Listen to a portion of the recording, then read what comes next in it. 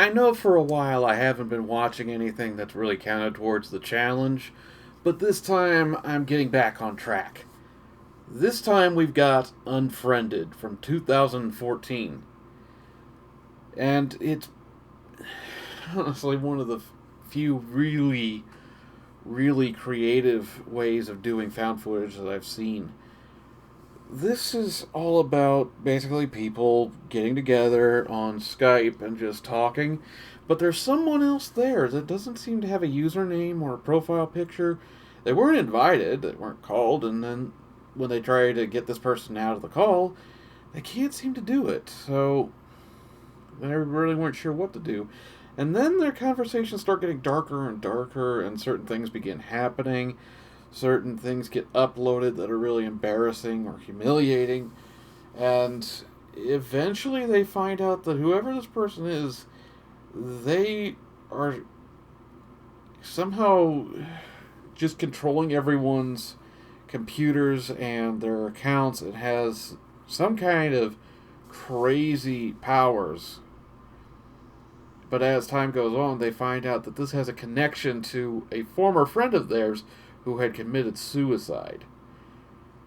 This this was a very creative and well-made horror film.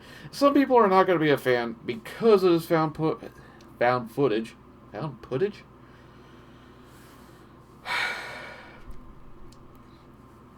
But this is one that I really like because it took the idea and kind of threw it on its head and made it a little more modern, because it's taking footage directly from the camera of laptops or any kind of webcams and stuff like that.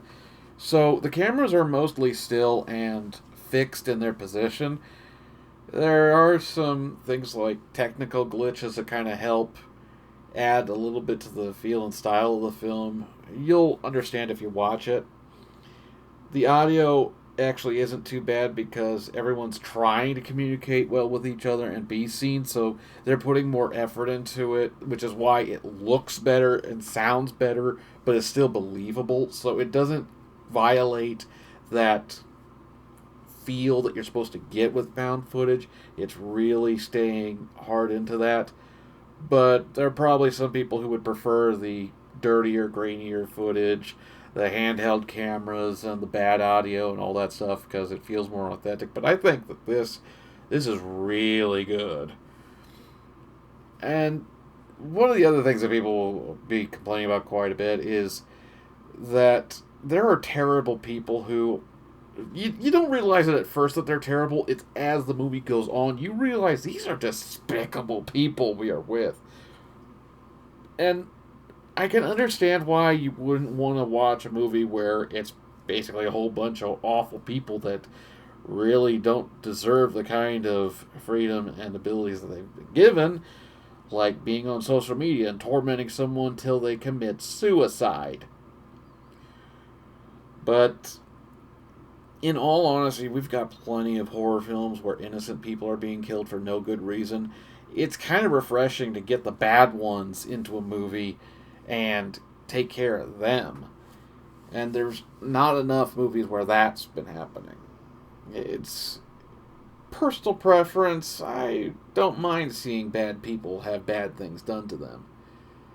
And to be honest, I think the fact that we didn't know at the start and we kind of gradually figure out that these are awful people really helps the film, because we kind of were relating to them at the start and then we discover that there's something really awful about them. Actually, in most cases, quite a few awful things about them. But to each their own. Yeah,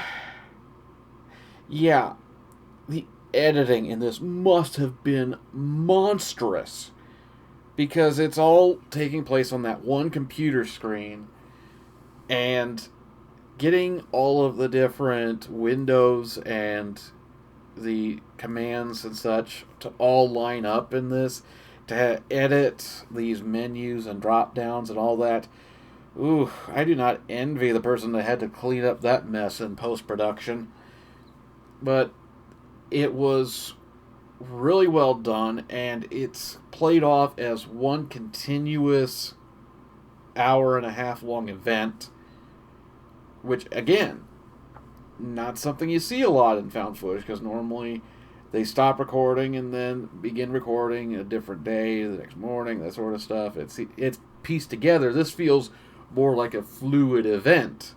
So that's actually taking the idea of the found footage and upgrading it a bit to where this is one continuous stream and not just segments that have been edited together. It actually brings you a little further into it than out of it. So props to them for finding a way of improving on what has already been done. And for as simple as it was pretty scary. And the fact that it really taps into the fact that it taps into a fraction of its potential shows how much room this has for growth. And what a fantastic idea this is. Which explains why it got a sequel. And I hope there's a few more that are in the works too. I give this an 8.5 out of 10. It was a very good movie and a great watch. And for the 31-day challenge, this is my found footage movie. And what a movie it is. So, eventually I'm going to have to watch Unfriended Dark Web. But for now, I'm going to enjoy Unfriended for what it was. Which was a lot of fun and a refresher from some of the other movies that I've seen. Which I'm going to need a few to get the bad taste out of some of those MST3K picks out. So, until next time, I will see you in the next one.